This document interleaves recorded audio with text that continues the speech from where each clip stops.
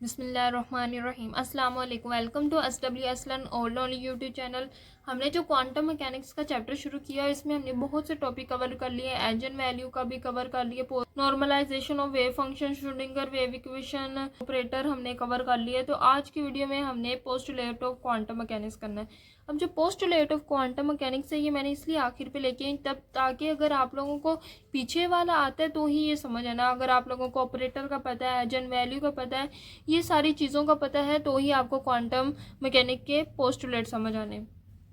तो इसलिए मैंने इसको थोड़ा आखिर पे लेके आई इस वीडियो को। The relationship between the quantum mechanics and operator has help to represent the concept in the form of some postulate. अच्छा, जो कॉन्सेप्ट रिलेशनशिप है between the quantum mechanics and operator, उससे हमारे जो कुछ पोस्टुलेट है वो बनते हैं। अब जो पोस्टुलेट 1 है वो हमें क्या कहता है, the state of microscopic particle is fully describe in term of a function.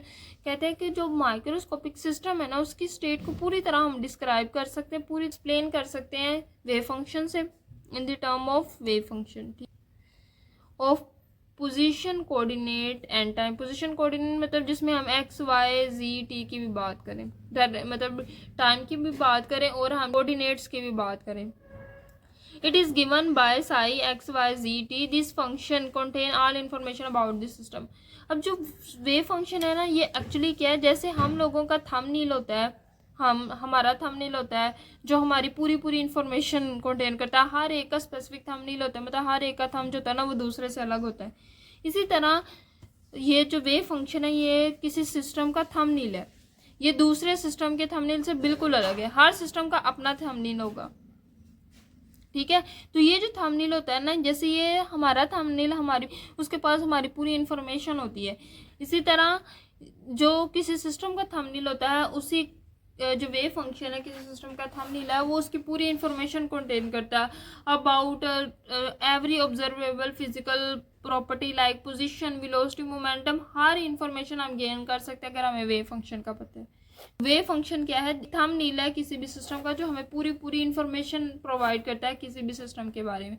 तो अब पोस्टुलेट क्या बना, अब आप लोग पढ़ो, अब आप लोगों को ज़्यादा समझ आएगी। The state of microscopic system is fully describe in term of a wave function of position, coordinate and time, जिसको हम किसे रिप्रेजेंट करते हैं, इससे।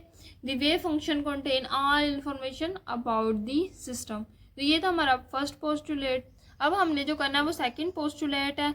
हम आप लोगों ने ऑपरेटर्स के बारे में पढ़ लिया, मतलब मुख्तलिफ ऑपरेटर के बारे में पढ़ा। Position operator, kinetic operator, potential operator, momentum operator, angular operator, बहुत सी टाइप हमने ऑपरेटर की ऑपरेटर के टॉपिक में।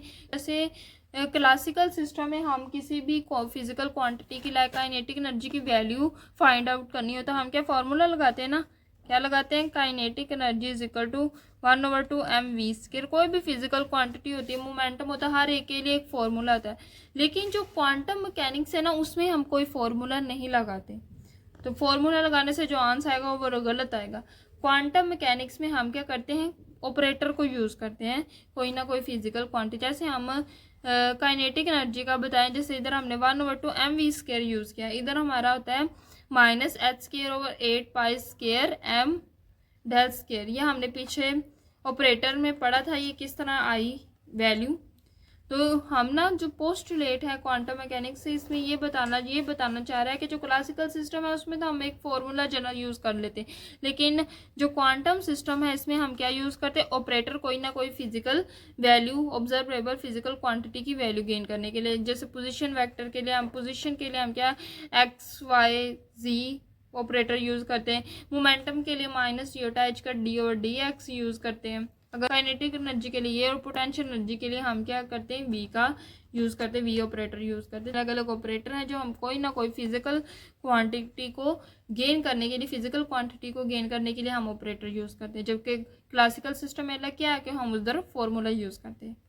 अब जो तीसरा पोस्टुलेट है, ये हमारा एजन वैल्यू और एजन फंक्शन के बारे में बात कर रहा है। अब जो एजन वैल्यू, एजन फंक्शन शायद हमने पिछले वीडियो में किया था, उसमें हमने बात की थी कोई भी ऑपरेटर है जो वो किसी फंक्शन पे एक्ट करेगा तो हमें क्या होगा कि वो फंक्शन दोबारा गेन हो जाएगा, लेकिन एक साथ कांस्टेंट वैल्यू आएगी।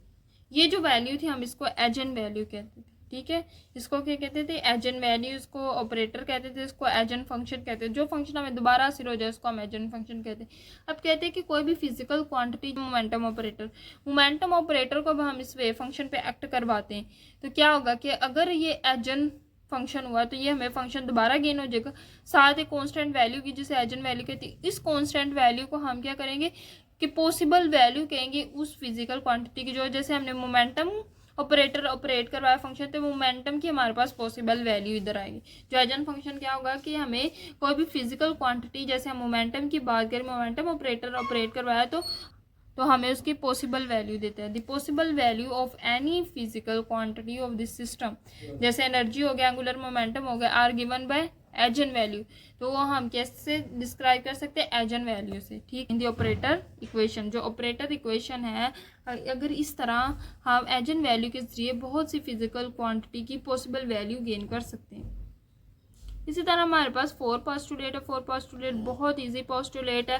When an operator M is operated on a function psi then the average value of the quantity is given by. अब फिजिकल क्वांटिटी है वो अगर कांस्टेंट वैल्यू नहीं दे रहा, जैसे ए कांस्टेंट आ रहा है एजेन फंक्शन में, अगर कांस्टेंट वैल्यू नहीं दे रहा, अलग अलग वैल्यूज आ रही हैं, कभी हम पहले अप्लाई करते तो और वैल्यू है, दूसरी बार अप्लाई किया तो फिर कोई और वैल्यू, तीसरी दफ़ा अप्लाई की तो फिर कोई और वैल्यू आई, तो हम इस तरह के अलग अलग वैल्यू आएगी, मतलब वेरिएबल्स वैल्यू आएगी। ठीक है। अगर तो ऑपरेटर के एक्ट करने से वेव फंक्शन पे जो एजेन वैल्यू है वो वेरिएबल आ रही, फिर हम उसको एजेन वैल्यू नहीं कहेंगे, एजेन वैल्यू को कांस्टेंट आएगी तो हम उसको एजेन वैल्यू कहेंगे।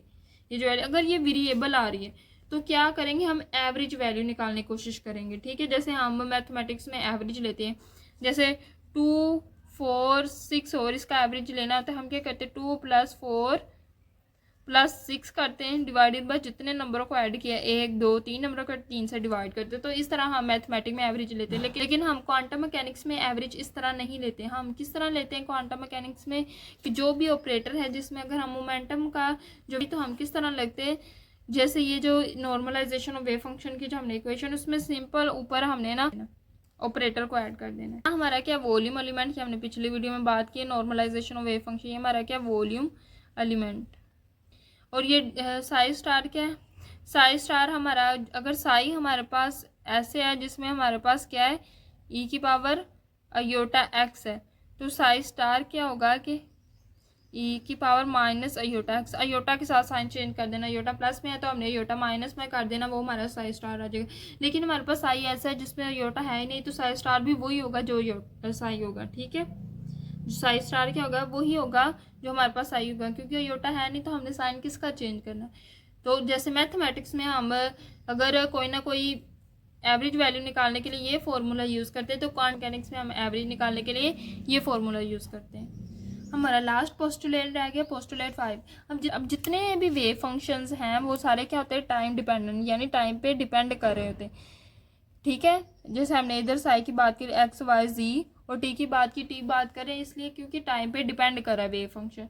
तो हम क्या करेंगे, वेव फंक्शन जो टाइम पे डिपेंड कर रहा है उसको फुली डिस्क्राइब करने के लिए, उसके बिहेवियर को पूरा डिस्क्राइब करने के लिए हम time dependent Schrodinger wave equation use करते हैं। हमने इंडिपेंडेंट श्रोडिंगर वेव इक्वेशन की डेरिवेशन की हुई है, तो वो थी टाइम इंडिपेंडेंट, लेकिन एक होती है टाइम डिपेंडेंट। ये भी मैंने अपनी वीडियो में बात की कि श्रोडिंगर का जो कॉन्सेप्ट है दो तरह का होता है, कि टाइम डिपेंडेंट और टाइम इंडिपेंडेंट। क्योंकि जो हमारा वेव फंक्शन है वो टाइम डिपेंडेंट है, हमारा वेव फंक्शन क्या है, टाइम डिपेंडेंट।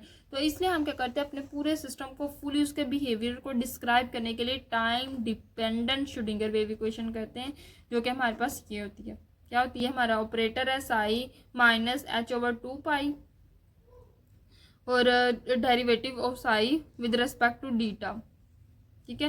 तो ये थे हमारे 5 पोस्टुलेट। मुझे उम्मीद है कि आप लोगों को अच्छे से समझ आए होंगे। अगर आप लोगों को अच्छे से समझ आई है तो आपने वीडियो को एक लाइक ज़रूर करना है और कमेंट में बताना है कि आपको वीडियो कैसी लगी। दुआ में याद रखना है। अल्लाह हाफिज़।